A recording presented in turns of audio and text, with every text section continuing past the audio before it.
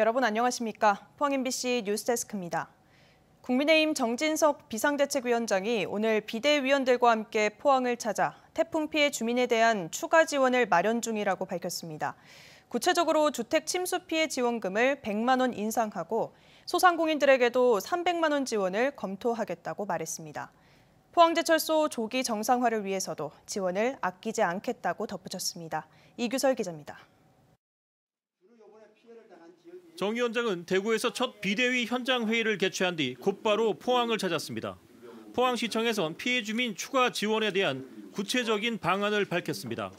주택 침수 피해 지원금은 기존 200만 원에서 300만 원으로 100만 원 올리고 소상공인 침수 피해 300만 원 지원, 주택 전파 지원금 400만 원 인상 등을 검토하겠다고 밝혔습니다. 주택 침수에 대한 대책을 위해서 227억의 국비를 증액을 할 거고 침수 피해 상가 대책을 위해서도 168억의 국비를 마련할 생각입니다. 이어 비대위는 포스코 포항제철소를 방문해 복구 비용이 어느 정도인지 물었습니다. 이에 대해 최종우 포스코 회장은 제품 판매 손실은 기존에 발표한 것처럼 2조 원이 조금 넘고 설비 완전 복구 비용에 천문학적인 비용이 들 것이라는 소문은 사실이 아니라고 밝혔습니다. 제품 판매 손실이 2조라는 거니까 복구 비용은 그 정도는 그만큼은 크지 않을 것 같고 하여튼 상당 금액이 될 것으로 이렇게 보고 있습니다. 그래서 저희들이 이제 그간에 여러 기술력이 축적되어 있기 때문에 많은 기계는 최대한 자체 수리해서 이렇게 쓸 수 있도록 이렇게 하고 있습니다. 정 위원장은 또 포항제철은 우리나라 산업의 허파이자 핏줄이라며 포스코 조기 정상화를 위해 적극 지원하겠다고 말했습니다.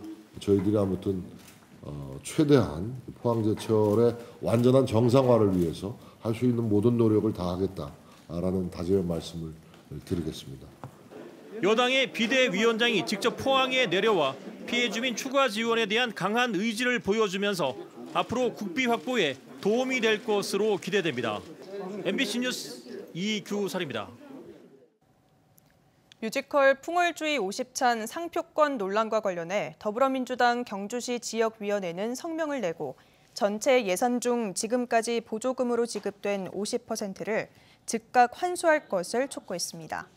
또 상표권 등록 여부 등을 제대로 검토하지 않고 예산을 편성하고 지원한 경북도와 경주시 관계자에 대해서도 책임을 요구했습니다.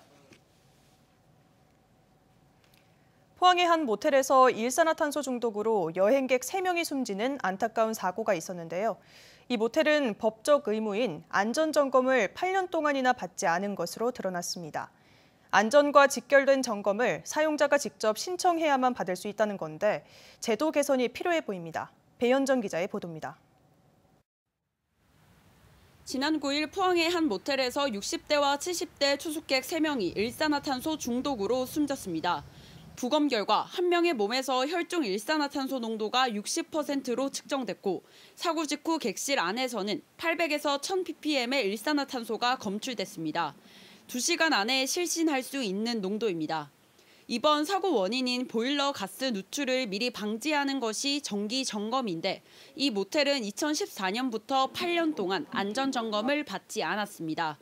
관련 법령에는 업주가 검사 신청을 해야 하고 신청서도 있습니다. 이 검사를 받지 않으면 1년 이하 징역이나 1,000만 원 이하 벌금을 징수하는 처벌도 받습니다. 저희 쪽에서는 없었습니다. 검사 대상 시설의 신청 의무가 사용자한테 있고요. 사용자가 검사 신청을 하면 저희가 그 절차에 따라 나가서 검사 기준에 따라 검사를 합니다. 신청하지 않으면 매년 실시되는 이 안전점검을 받지 못하는 겁니다. 점검은 안전과 직결된 가스 통로인 배관 접합과 가스 누출 경보 등을 상세히 들여다보고 결함을 발견하는 작업입니다. 사전에 자동 안내 시스템이라든지 이런 것이 일부 갖춰져 있지만 그래도 사용주가 못 받을 경우가 많기 때문에 좀 시스템의 보완이 필요하다.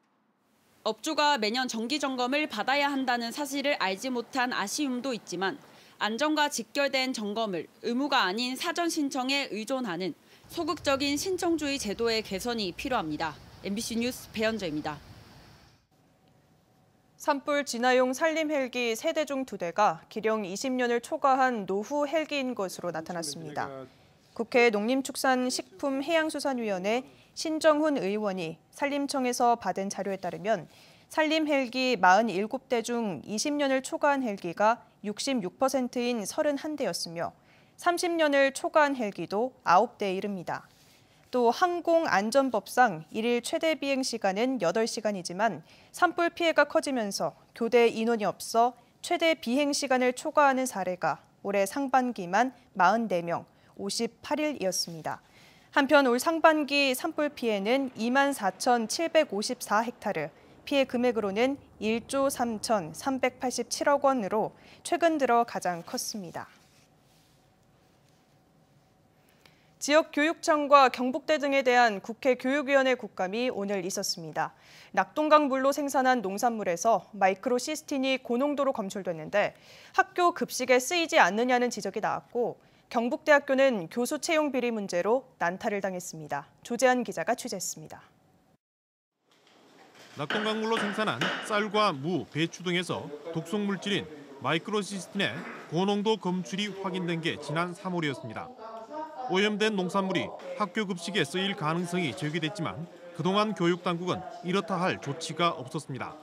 농작물에서 최근에 마이크로시스테인이 검출된 게 이제 언론에 다 공개가 됐고 아이들의 급식 식재료로 이게 들어가지 않도록 하는 거를 되게 신경을 쓰실 책임이 있다고 보거든요. 네, 그렇습니다. 대구시하고 환경부에다가 이런 부분들을 좀 더 정밀하게 검사할 수 있는 체계를 빨리 신속하게 해달라고 요청을 지금 한 상황입니다. 최대한 생각하시고. 식재료 부분에 침투하지 않도록 노력하겠습니다. 네. 비정규직인 교육 공무직 처우 문제도 집중적으로 다뤄졌습니다. 교육청은 패시티 검사에서 무더기 이상 소견이 나온 학교 급식 조리원 2차 검진에 대해 그동안 비용을 대지 못한다는 입장이었지만 의원들이 지적하자 지원을 약속했습니다. 학교 경비원, 유급 휴일 적용 등도 고용노동부 지침에 따라 개선 검토하겠다고 밝혔습니다. 경북대 국감에서는 교수 채용 비리 문제에 질의가 집중됐습니다. 2명의 교수가 구속된 국어학과뿐 아니라 음악과, 국문과, 사학과 등에서도 잇따라 비리가 드러났습니다. 일회성 실수가 아닌 장기화된 구조적 문제인데도 대학 측은 관행 탓이냐 책임 회피성 답변으로 질타를 받았습니다.